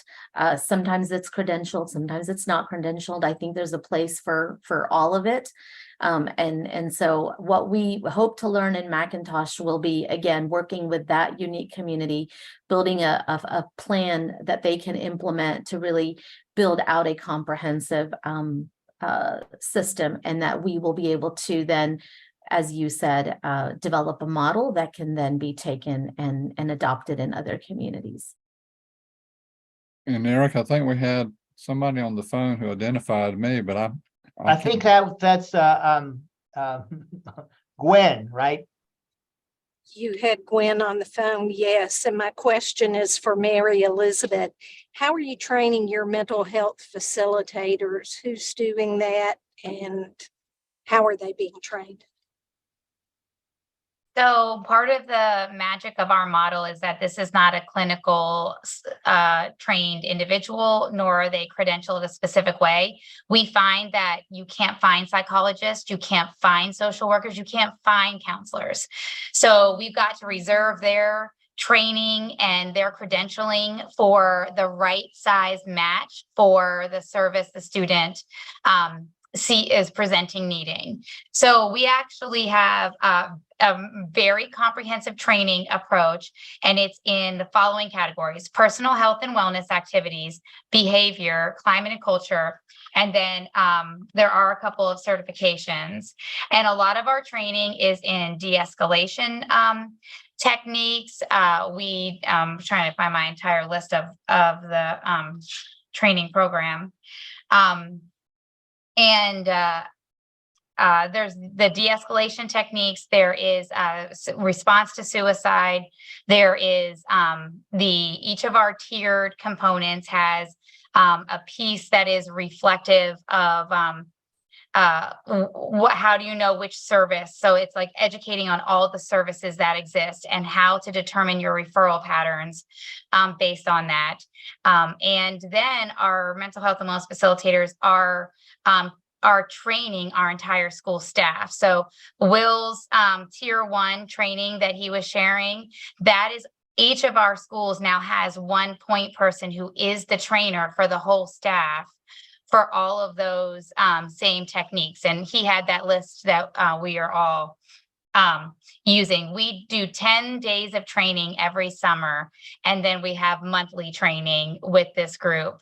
It's really, we're only in our third or fourth year, I guess third year of the role. And so we have really seen its highest impact is understanding when a credentialed provider is necessary and when they can be equipped to support the teacher or support the situation. And I can provide to Dr. McGibbony our whole list of training if that would be helpful. I think it would be. Thank you.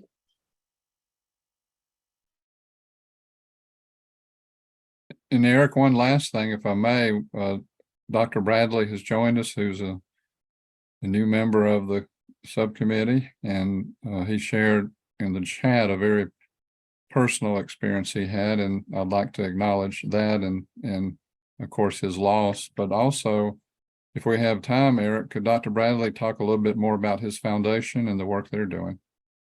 I think that will be fine. Welcome, Dr. Bradley. I know he's traveling, but I think you probably can talk, right? I think so. Can you guys hear me? I can. Hey there. Thank you so much for welcoming. I'm honored to be a part of the committee, and I appreciate the first meeting that we're having right here that I'm able to be a part of. It's fascinating to me. I have, if you back up my life, 15 months, this was not a part of my radar at all. And I have learned so much in what we've been able to just see from a private standpoint of we're in Greene County, which is out by Lake Oconee, Georgia. I don't know if everyone's familiar or not with where that location is, but we have provided mental health first aid training, and have also done some grants at Kennesaw State University and the University of Georgia with QPR, which question, persuade, and refer. So we've looked at it from a private standpoint, but I would much more prefer to see the impact that can be made on a county basis if we're able to implement something in each individual county. And my question is with Henry County and Hall County, and in particular, and I'm sorry, I was in and out from the meeting, so I apologize for not being able to hear all the speakers today. But what could be done individually in the 159 counties that we have in Georgia that would be most instrumental in trying to duplicate the programs that you guys have started? Is it a single person that needs to be a key driver of the programs that you guys have piloted so far? And I'm sure there's tweaking that can be done to all of that, but or is it what could be done from a private as well as a state standpoint in order to try to put the correct people in place in each of the counties to try to duplicate your systems?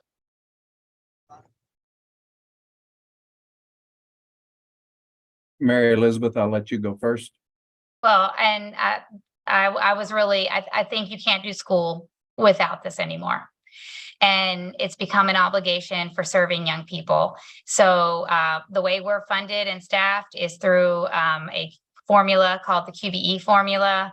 QBE formula ensures there's a principal in every school, there's a media specialist in every school, and I'm an advocate for there being a, whatever the title of this is, a resource facilitator, we call it a mental health facilitator, is really just a part of schools serving their community today.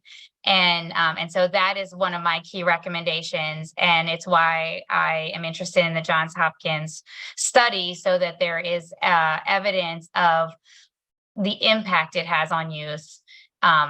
Because we're experiencing it every day. And of course, our heart is very heavy with yours, Dr. Bradley, for the journey you have walked.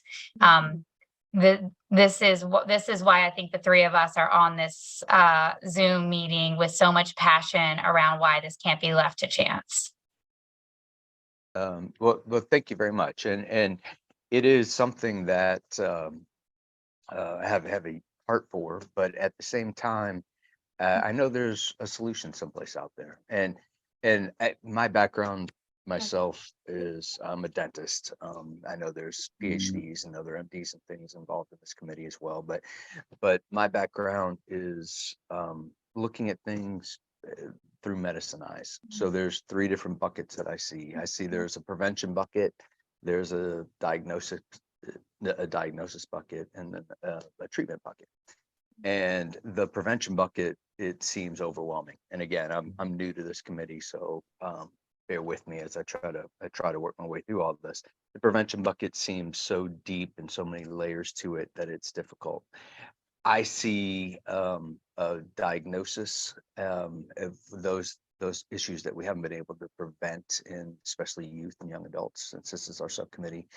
I see that as an area that if we can raise some more awareness in that through training more people, just like you guys are doing through your own counties and through your own school districts, if there's a way that we can train more to either whether they be lay people or school districts or coaches or anything else that can happen in the individual counties that we have in the state, that if there's a way we can do that, we can also reduce the stigma, which is another whole issue that we have to deal with. And then eventually I think the treatment is going to come. But the trying to raise those awareness and having those key people in each county, that is something that I'm very interested in trying to figure out how to introduce a certain key point or key person in each county to try to take the lead in the programs that you're piloting. And I don't know the cost. And again, forgive my ignorance. I'm not part of government. I'm not part of organized education as well. So I'm just somebody coming from the outside. But it certainly seems like there's a way that that if we have a key person in each county, we can try to solve this problem. Dr. Bradley speaking on behalf of Hall, and I apologize if I offend anyone, but you and your family will be in my prayers. I can't imagine the space that you've been, and I'm so sorry.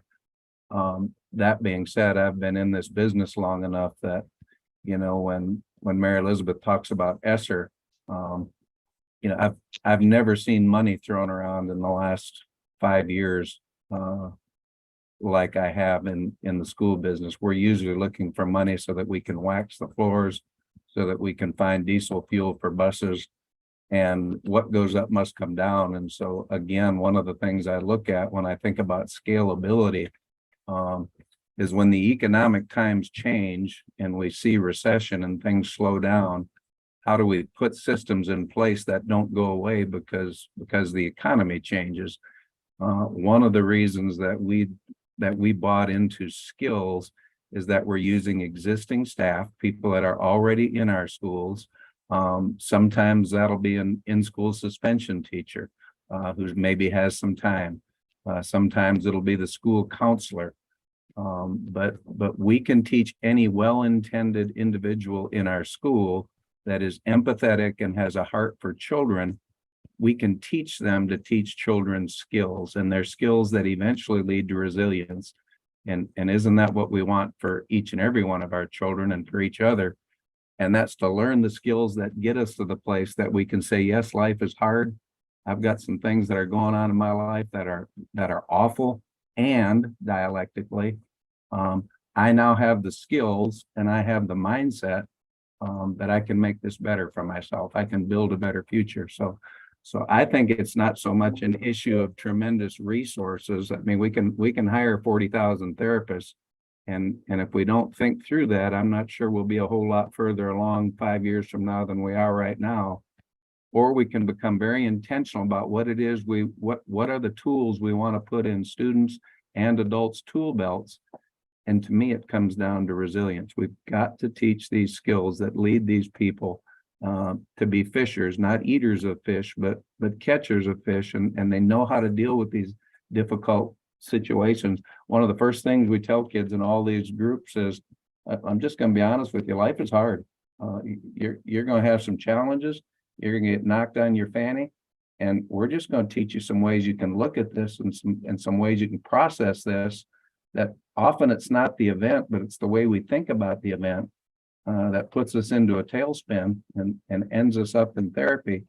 And so once again, I applaud your desire to try to help the entire state. I think that's where all of us on this call are. But my goodness, we got to come up with something that can be here a year from now, 5 years from now, 10 years from now.